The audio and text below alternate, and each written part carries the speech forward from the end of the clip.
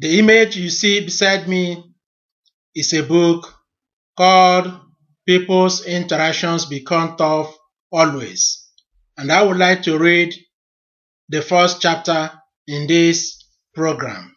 It is called Let Everyone Hear It. In fact, it was an appeal by a lady for any person who could help her recover her swindled items and to bring aid to her female friends at jail in a foreign country. This lady, called Meg, arrived from Nigeria on the invitation of her female cousins already in Italy, probably on the assumption that good job was easy, but she observed the contrary later. Before her arrival, the cousins may have spent some money for her flight ticket and visa. In the same way, they spent more money to lodge her in their apartment. So for such expenses they incurred on her behalf, they agreed on a certain amount that she should pay back. Now, contrary to her aspirations of good job, Meg noticed that her female cousins that brought her to Italy are commercial sex workers on the roadsides day and night. And what did she do? Then, to her, it was like in the popular slogan, if you cannot beat the group in the bandwagon, you join them as to avoid their trouble.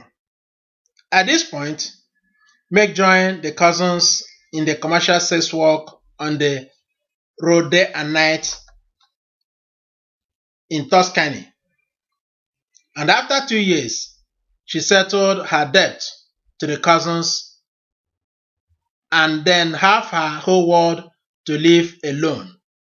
But to be alone with that type of job is like a hen with its offspring strolling around the village area with the frequent attacks of the egos that will keep her without an offspring. In this case, what could she do? So, she started looking for someone to take care of her illegal earnings since she cannot keep it in the bank. Otherwise, the officials will query how she obtains the money. It was at this point that she ran into the swindler person, her tribesman called Paz, a married man with 3 children living together in Italy today. So Meg and Paz agreed that the second will transport money and other furniture to Nigeria on payment at a specified period. To this event, Meg invited 4 more ladies to join the business. They sent him on the first trip. Everything went fine. They rejoiced and built confidence on him. But on the second trip, hear what happened on the interactions among them.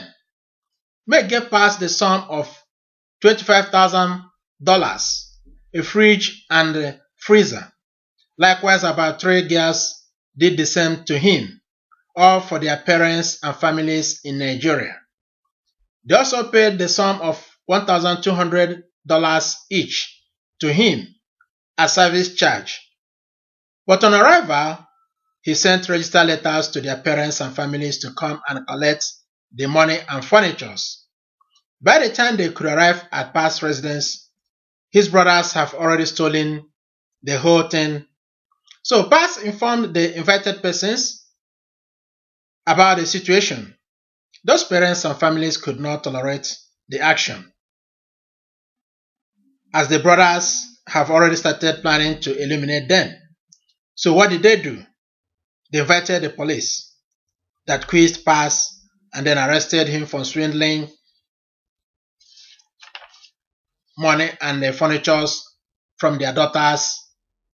False ideology to the parents and families. Not only that, but the judge discovered at trial time in the court that Paz passed through Lagos airport, then declared not to have entered into the country with even $1 to the Finance Commission, but invited those other parents and families to come and receive over $100,000 sent by their daughters in Italy.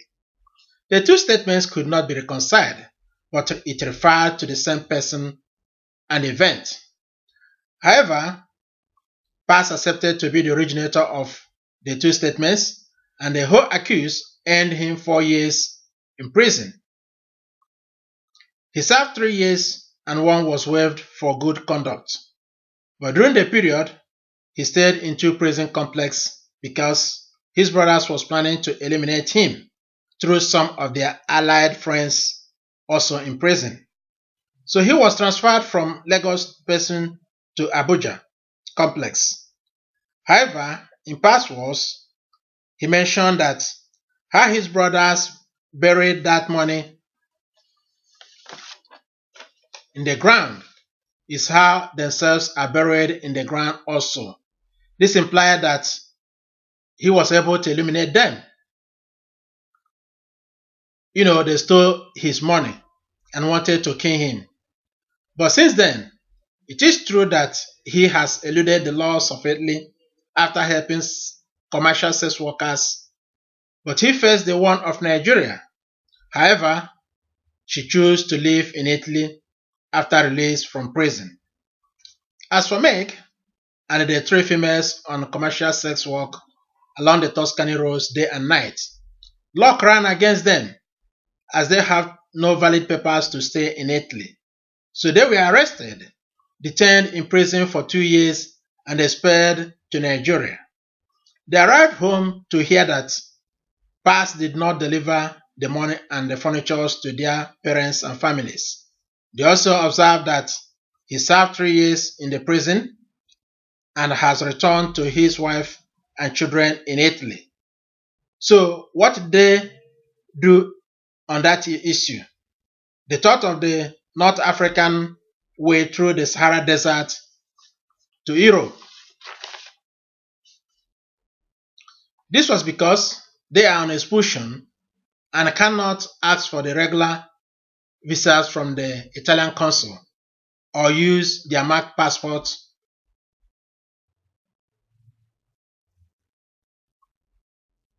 Meg and the other 3 females may have changed passport and names as to evade controls of immigration officials on leaving the borders of Nigeria.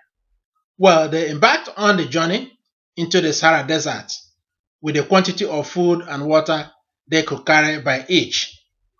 This attempt was to recover the money and furniture given to Pass, but unfortunately, the desert crossover was tough, according to Meg.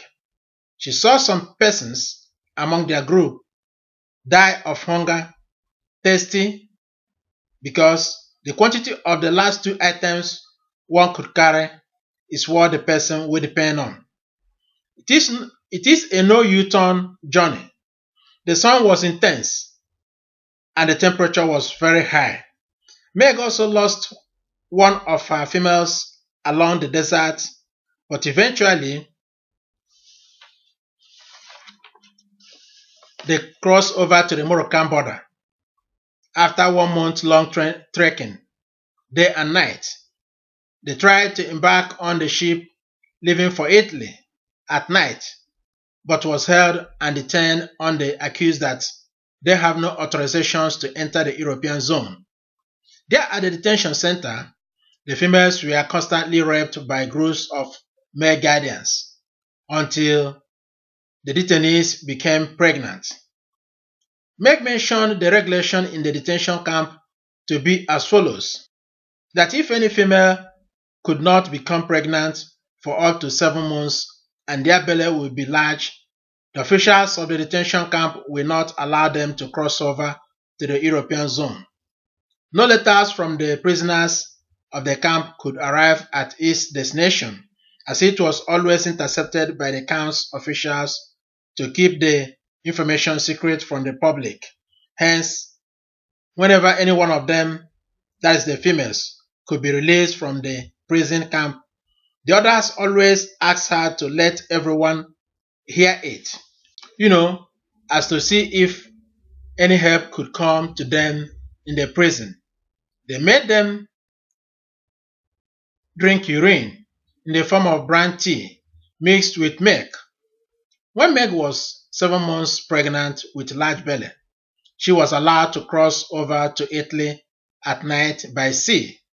On arrival at Lampedusa, and after 2 weeks detention, she was released for pregnant reasons. Well, she rushed to pass at his residence, and both were glad to see each other after 4 years that the interactions started in good conditions, but later turned tough to both.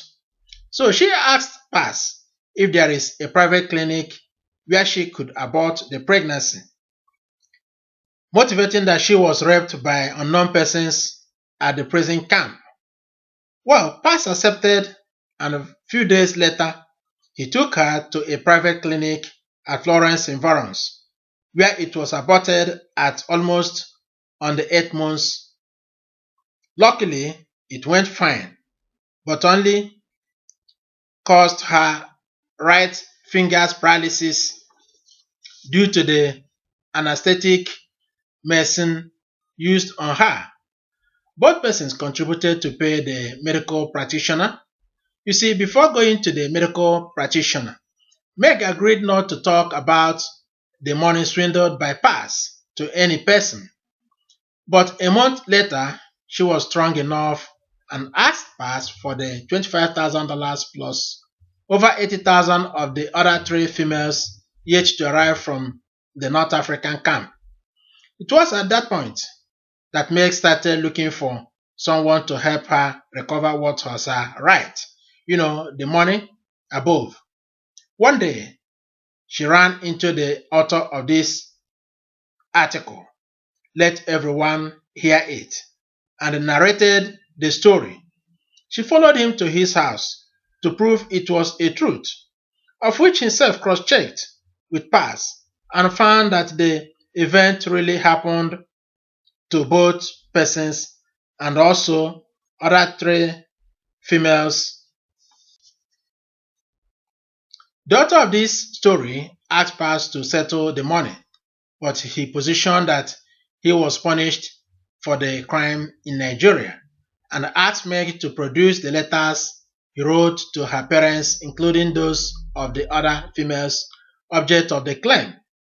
Since this obligatory information was lacking, Pass could not be dragged to court here in Italy.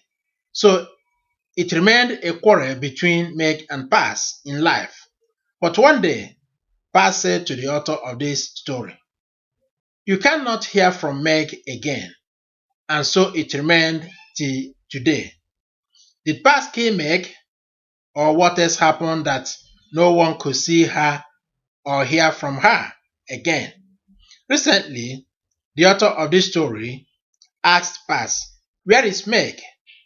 and if he has settled the money to her. Pass also questioned the author, "Where is Meg?" Talk less of the money to be paid.